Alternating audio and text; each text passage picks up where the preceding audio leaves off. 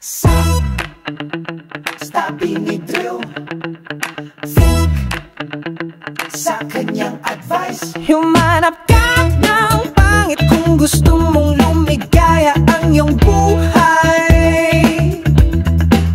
Humanap ka ng pangit at ibigin mong tunay. Isang pangit na talagang di mo matanggap.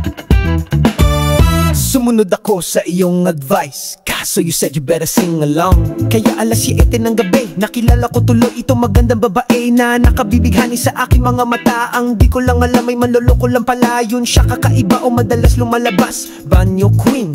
Si Banyo Queen at si binibiro siya.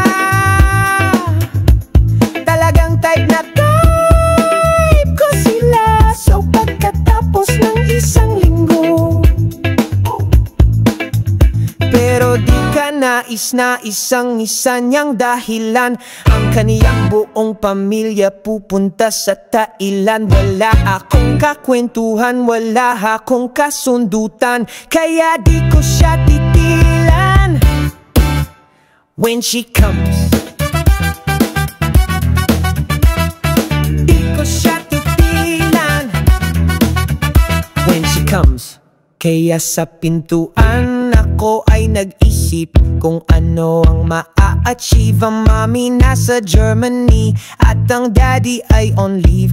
Yes, what you know that night, nasa waterbed first time akong nakatikim. Unang day ay aking sinabmarin, pero siya'y bitin pa rin. Gusto niyang lagyan ng margarine para aking lasapin. Noong wedan pa pauwi ng bahay, lumingon ako at napangangiti. Sila mga babae na bihirang ngumiti. Walang kaguhit-guhit ang kanyang binti. Walang kaduda-duda porselan ang kanyang face. At pag siya ay ngumiti, up and down ang kanyang brace. Kaya ako, mahirap maging pogi. Humanap ka na lang ng pangit kung gusto mong lumigaya ang iyong buhay. Humanap ka ng pangit at ibigin mong tunay. Sigurado